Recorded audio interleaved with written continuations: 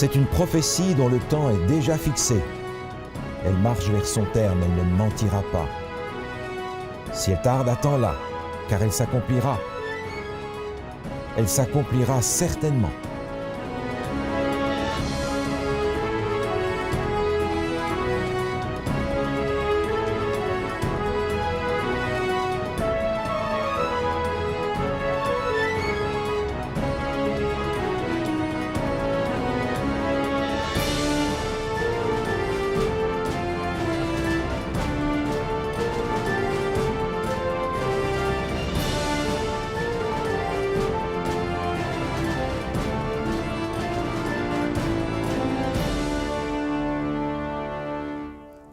Bonjour à tous, chers auditeurs. Déjà aujourd'hui, nous allons couvrir le chapitre 4 des études du livre du prophète Daniel. Donc aujourd'hui, on va revoir un personnage qu'on a vu durant les 3 premiers chapitres, c'est-à-dire le roi Nebuchadnezzar. Durant la première émission, durant la deuxième et la troisième, on a vu le personnage et maintenant, Pasteur Scalier, bonjour. Bonjour, bonjour, Michael. Donc, encore une fois, on va en apprendre un peu davantage sur le roi Nebuchadnezzar parce qu'on le revoit dans le chapitre 4. Absolument. Qu'est-ce qui se passe un peu dans ce chapitre-là? On a au chapitre 4 un chapitre absolument extraordinaire dans tout le livre de Daniel. En fait, c'est un chapitre unique dans tout l'Ancien Testament. C'est le seul chapitre qui n'a pas été écrit par un prophète de Dieu, mais par un roi païen. Parce que dans le chapitre 4, nous avons le témoignage de Nebuchadnezzar. Ah, c'est lui-même qui C'est lui-même qui l'écrit. OK. Non seulement c'est un roi qui avait la vision païen, maintenant c'est le roi qui écrit à l'intérieur de la Absolument. Bible. Et Daniel a introduit son témoignage dans son livre. OK. Le début du texte est extraordinaire. Il est dit « Nebuchadnezzar, roi à tous les peuples, aux nations, aux hommes de toute langue, qui habitent sur toute la terre, que la paix vous soit donnée avec abondance. » Déjà là, on a un ton qui est totalement différent de ce qu'on avait au chapitre 3, où il était en train de donner des ordres. Si vous parlez mal du Dieu de Shadrach, Meshach et Abednego, votre maison est rasée, vous êtes mis à mort, etc. Non, non. Maintenant, c'est shalom à tous les peuples. Okay. Et c'est extraordinaire parce qu'on a une introduction qui ressemble à ce que l'on a dans le Nouveau Testament. Je pense par exemple à l'Épître aux Éphésiens, au chapitre 1. On n'est pas du tout à la même époque. L'apôtre Paul écrit, Éphésiens chapitre 1, « Que la grâce et la paix vous soient données de la part de Dieu notre Père et du Seigneur Jésus-Christ. » Voilà comment commence le chapitre 4, qui se situe maintenant environ 25 ans après les événements du chapitre 3. Donc dans ce temps, Nebuchadnezzar a eu le temps de vivre beaucoup de choses que nous allons voir. Son cœur semble avoir changé énormément à première vue. Et à l'intérieur du chapitre 2, on se souvient, le roi avait eu une vision dont il ne se souvenait plus aucun détail de cette vision-là durant la nuit, et encore moins évidemment l'interprétation. Et là, encore une fois, il y a une vision. Oui. Mais cette fois-ci, il s'en souvient, mais encore une fois, il y a besoin d'aide pour en connaître les détails. C'est curieux parce qu'il y a une vision et puis il va réagir un petit peu comme avant. Il va expliquer qu'il a eu un songe, mais il s'en souvient cette fois-ci. Il va faire venir les sages de Babylone pour lui expliquer. Il dit, voilà, personne n'a été capable de m'expliquer. Et au verset 8, il est dit, « En dernier lieu se présenta Belchatsar d'après le nom de mon Dieu, Daniel, qui vient pour lui expliquer. » Cette fois-ci, c'est Daniel qui vient lui-même et qui se présente à lui pour lui donner l'explication. Encore une fois, il a cherché l'explication partout, il ne l'a pas trouvée. C'est le prophète de Dieu qui va venir. Et c'est intéressant parce qu'il va dire, Belchatsar, chef des magiciens, qui a en toi, je le sais, l'esprit des dieux saints. Donc il commence à comprendre qu'il y a chez lui quelque chose de particulier, qui a une inspiration divine de sa part.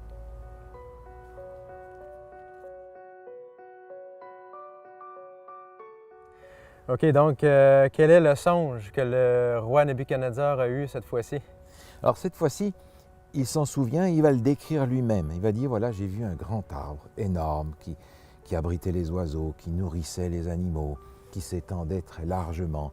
Et un jour, il a été décidé par ceux qui veillent, selon l'expression du texte, de couper cet arbre, de disperser ses branches, mais de garder la souche. Et cette souche a été enchaînée pendant 7 ans par OK. des chaînes d'airain. 7 ans, ça veut dire combien de temps, ça? Alors, le mot qui est employé ici, c'est le mot idan, OK. qui va être employé aussi dans le chapitre 7 au verset 25 pour parler d'une année. OK. Ce mot-là qui est employé à plusieurs reprises, on pourrait comparer au mot lustre qu'on a en français. Un lustre, pour nous, c'est d'abord ce qui pend dans notre salle à manger pour faire de la lumière. Mais si je vous dis, Michael, je ne vous ai pas vu depuis un lustre, ça veut dire quoi? Ça fait un bout de temps. Ça fait précisément 5 ans. 5 ans, OK. 5 ans. Et le mot lustre, encore une fois, n'a rien à voir avec le mot année, mais c'est ce que ça signifie. OK. Donc on a quelque chose du même genre ici, dans le sens poétique, et il est évident que ce sont des années littérales, parce que si on part dans des années symboliques, on sort de ce qui est réalisable dans la vie de Nebuchadnezzar. OK. Donc, 7 années littérales pour cette vision-là. 7 années pendant lesquelles Nebuchadnezzar va être coupé, mais pas mis à mort. Il y a quelque chose qui reste. Et le temps qui lui est donné est un temps qui est mesuré. OK.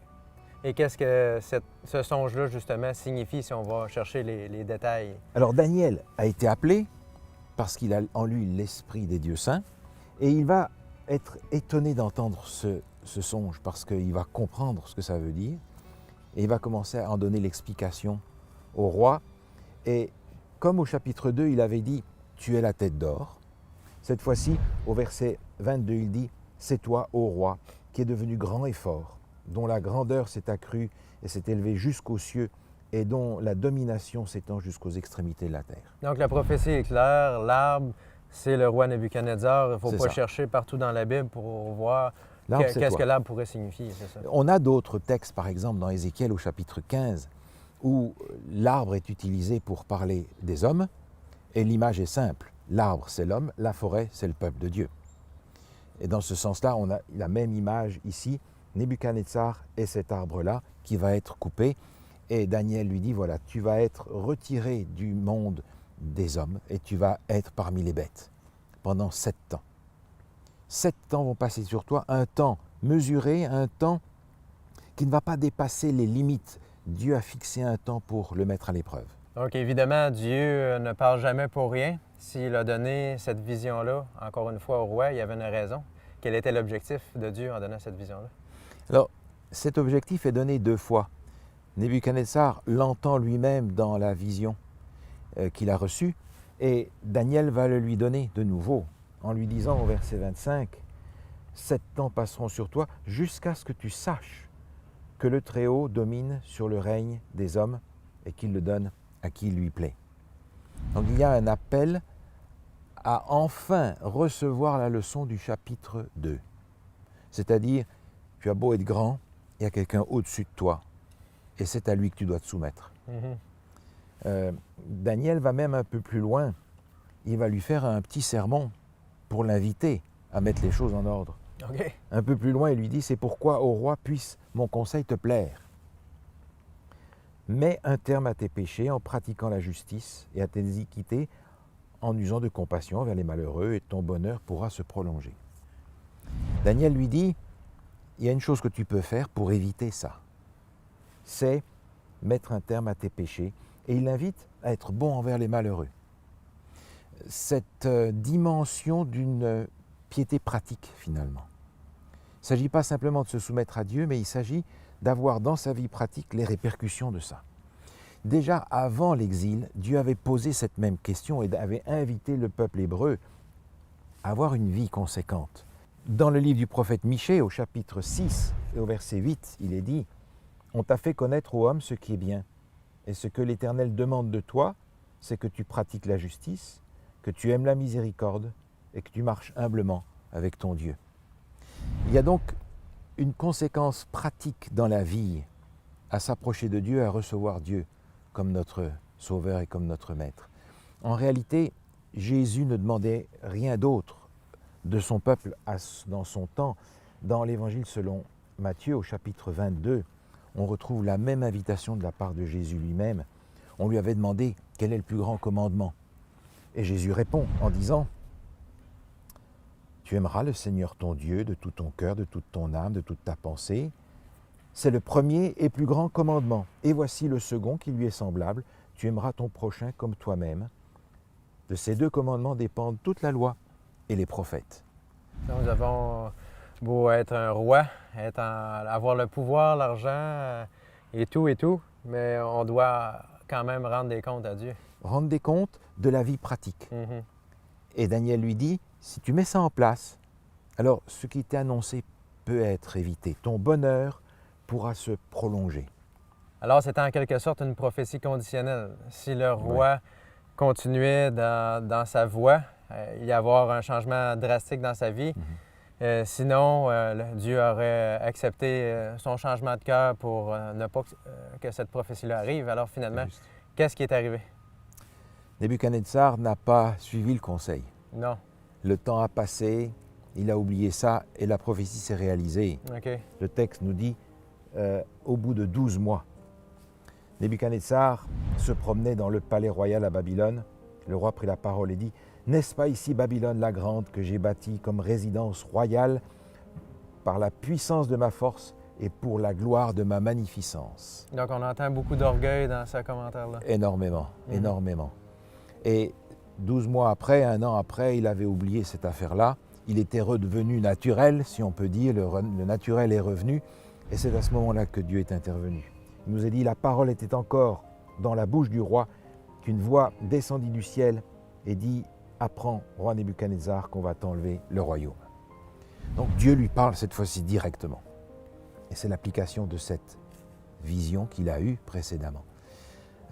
C'est intéressant parce que Babylone est une ville extraordinaire.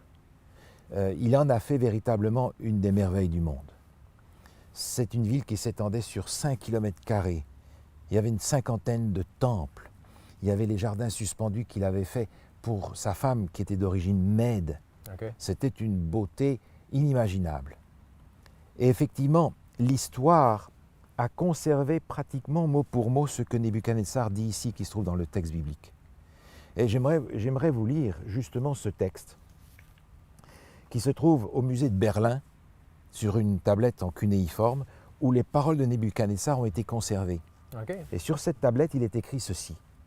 « J'ai fait Babylone, la sainte cité, la gloire des grands dieux, au-dessus de tout ce qui avait été fait jusqu'à présent. Aucun roi n'a jamais créé, aucun roi parmi tous les autres rois n'a jamais construit une telle magnificence pour Marduk, qui est le dieu de Babylone. » Et il continue en disant « Que mon nom soit proclamé à jamais. » C'est exactement la parole qui est rapportée ici par le texte du livre de Daniel. C'est à ce moment-là que Dieu met le doigt sur le problème. Et à partir de ce moment-là, Nebuchadnezzar va perdre la raison. Il est dit un petit peu plus loin, il fut chassé du milieu des hommes, il mangea de l'herbe comme les bœufs, son corps fut trempé de la rosée du ciel, jusqu'à ce que ses cheveux croissent comme les plumes des aigles et ses ongles comme ceux des oiseaux. On peut imaginer la scène. Il a perdu la raison et c'est fini pour lui, à ce moment-là. Il perd véritablement son autorité, son royaume, sa place en tant que roi de Babylone.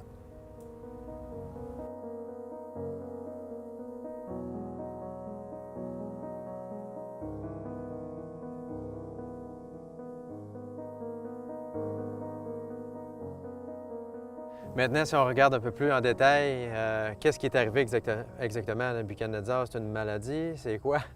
Alors, les spécialistes parlent de lycanthropie ou de boanthropie. C'est-à-dire les gens se prennent pour des loups ou se prennent pour des bœufs. Et il semble que ce soit une maladie que l'on trouve encore de temps en temps aujourd'hui. Certains cas sont observables de nos jours. Mais effectivement, c'est une maladie quand même un peu particulière. Mm-hmm. Et est-ce qu'on trouve en fait une description de ça dans l'histoire quelque part, qu'il y aurait eu un roi nommé Nebuchadnezzar qui aurait eu quelque chose de similaire? Il y a plusieurs sources historiques par rapport à ça, et j'aimerais simplement en mentionner une. C'est un prêtre babylonien qui a vécu 3 siècles après l'événement, qui s'appelle Bérose, et qui a écrit quelque chose, juste une phrase dans son texte où il dit « Nebuchadnezzar tomba brusquement malade alors qu'il était pris dans la construction d'un mur, puis il mourut. » Donc on a dans l'histoire des indications de la maladie de Nebuchadnezzar, on n'a pas des détails là-dessus, mais c'est une maladie qui est documentée dans l'histoire. qui est véritablement le reflet de ce que nous avons dans le texte. Nebuchadnezzar a perdu la raison, et c'est finalement ce qui arrive quand on essaie de se mettre au-dessus de Dieu, quand on veut être dépendant de soi et non pas de Dieu, c'est vraiment ce qui arrive. OK. Et il y avait un texte que vous vouliez amener, je pense, par rapport à l'orgueil du roi, dans un livre de Pierre, je crois. Alors, l'apôtre Pierre, vous vous en souvenez, mentionne ça. Il dit « Dieu résiste aux orgueilleux et il fait grâce aux humbles ». C'est véritablement ce que ce chapitre nous enseigne en particulier. Analyser la vie du roi Nebuchadnezzar, on n'aurait jamais cru qu'il se serait converti, qu'il aurait changé de cœur. Non, tout à fait. C'est une transformation extraordinaire. Dans ce chapitre, au verset 34, il nous est dit « Après le temps marqué, moi, Nebuchadnezzar, je levai les yeux vers le ciel et la raison me revint. » La dernière partie de ce chapitre est véritablement un acte d'adoration que Nebuchadnezzar offre à Dieu et qui est tout à fait inattendu quand on a connu Nebuchadnezzar avant. Et j'aimerais simplement noter quelques indications ici. Il dit ensuite « Je bénis le Très-Haut, j'ai loué et glorifié celui qui vit éternellement. » Il y a là trois verbes d'adoration. Il loue, il glorifie, il bénit. Et faisant le pendant avec ça, il y a trois qualités de Dieu. Il vit éternellement, celui dont la domination est une domination éternelle et dont le règne subsiste de génération en génération. Et à la fin de cet acte d'adoration, Nebuchadnezzar reprend le même schéma. À la fin, il dit « Maintenant, moi, Nebuchadnezzar, je loue, j'exalte et je glorifie. » Trois verbes encore d'adoration qui correspondent à trois qualités de Dieu. Je glorifie le roi des cieux, dont toutes les œuvres sont vraies, les voies justes et qui peut abaisser ceux qui marchent avec orgueil. Une admiration de ce Dieu qui est extraordinaire. Et on voit là un roi orgueilleux qui tout d'un coup est devenu humble et qui reconnaît Dieu comme son maître. Extraordinaire. Donc c'est tout un encouragement pour ceux qui se sentent hors d'atteinte de Dieu. Si le Seigneur a pu travailler dans le cœur de Nebuchadnezzar, il peut travailler dans le cœur de n'importe qui. Alors, en regardant tout ce qu'on a vu sur Babylone jusqu'à maintenant, on peut affirmer que Babylone est arrogante, Babylone se prend pour Dieu et Babylone est même prête à persécuter lorsque c'est nécessaire, lorsque les gens affirment le contraire ou osent défier l'autorité. Alors, est-ce qu'il y a d'autres éléments qu'on pourrait tirer de ces textes-là, entre autres du chapitre 4? Oui. Oh, il y a deux choses en particulier que j'aimerais mentionner. La première, c'est le fait que Dieu va intervenir dans la vie de Nebuchadnezzar à un moment très précis. C'est au moment où Nebuchadnezzar est en train de dire « Regardez, j'ai fait tout cela pour ma gloire, pour ma magnificence. » Dieu intervient à ce moment-là pour lui dire « Écoute, ce que tu fais, ça vaut rien, ça peut être détruit en un instant. Tu ne peux pas tirer ta gloire et ton identité de ce que tu fais. » Dieu est en train ici de dire « Le salut par les œuvres, c'est l'échec. » Dans le livre de l'Apocalypse, Babylone est tombée. C'est l'échec du salut par les œuvres et de la gloire tournée vers soi-même. Ça, c'est la première chose que Dieu veut enseigner ici et nous faire comprendre que Nebuchadnezzar, comme n'importe qui, devra d'abord reconnaître Dieu comme son sauveur avant de pouvoir avoir l'espérance de la vie et de la gloire éternelle. OK. Ça, c'est la première chose. Quel est le deuxième élément? Le deuxième point, c'est en rapport avec la situation que l'on vit ici dans le chapitre 4. Parce que Nebuchadnezzar, lui-même, a été l'instrument par lequel on a fait le tableau de ce qu'est Babylone et que vous avez très bien décrit il y a un instant.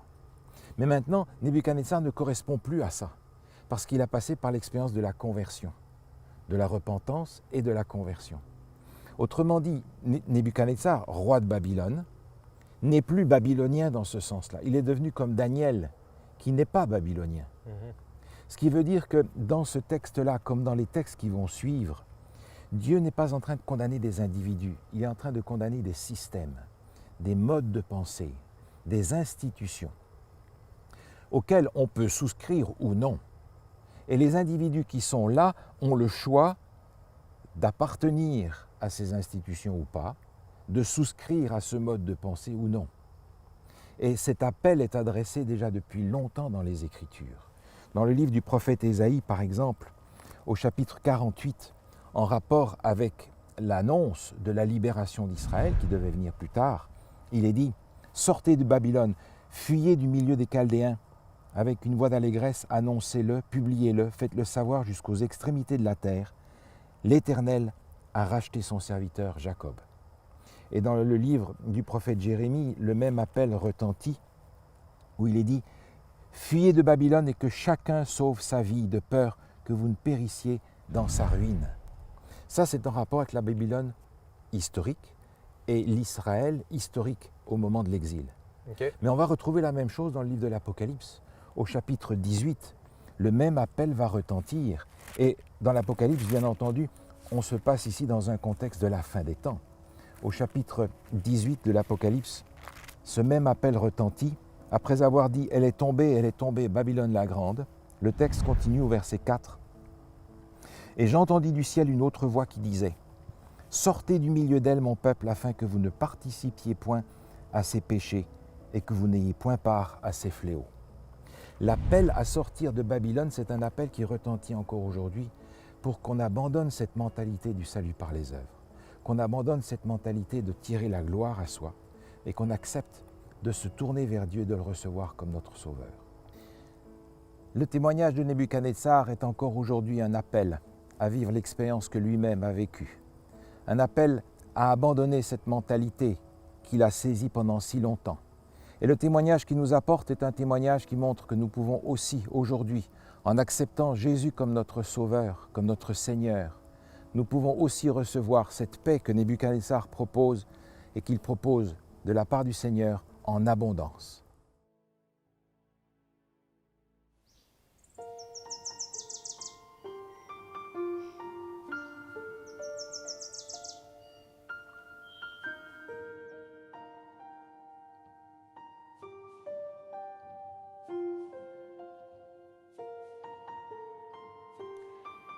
Alors, je m'appelle Isabelle, je suis mariée et mère de 3 enfants et je fais partie de l'équipe de Mieux Vivre. Mieux Vivre est un organisme à but non lucratif qui travaille à aider les gens à trouver une santé totale.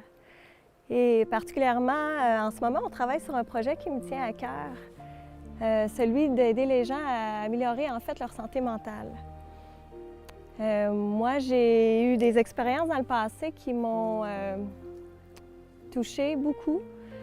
En fait, j'ai une amie, il y a un peu plus de 5 ans, qui s'est enlevée la vie suite à une dépression.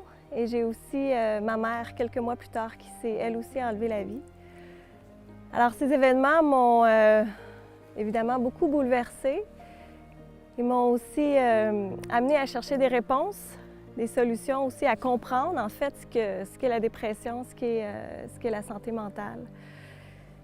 J'ai aussi, à travers ces expériences-là, été sensibilisée à écouter plus les gens autour de moi. Et je me suis rendu compte, en fait, qu'il y a beaucoup plus de personnes qu'on pense qui, en réalité, souffrent de dépression sans le savoir même elles-mêmes. Évidemment, leur entourage ne savent pas non plus, ne comprennent pas. Malheureusement, au Canada comme ailleurs, je pense que la dépression ou les troubles anxieux sont en fait des sujets extrêmement tabous. Même si au Canada, on dit qu'il y a en fait plus d'une personne sur 10 qui est atteinte de troubles de l'humeur et de troubles anxieux. Et en fait, on sait maintenant qu'à l'échelle mondiale, il y a 450 millions de personnes qui souffrent chaque année de ces troubles. Donc, c'est un sujet qui est absolument actuel, qui est très sérieux, qui demande une attention particulière. Puis, c'est ça. Alors nous, à Mieux Vivre, on a décidé d'aller de l'avant et de traduire le matériel du Dr. Neil Nedley, qui a eu beaucoup de succès, en fait, dans le soulagement des troubles anxieux et de la dépression. On sait aujourd'hui que la dépression touche tout le monde, qu'on soit en Amérique du Nord ou ailleurs, qu'on soit homme ou femme, jeune ou vieux, blanc ou noir.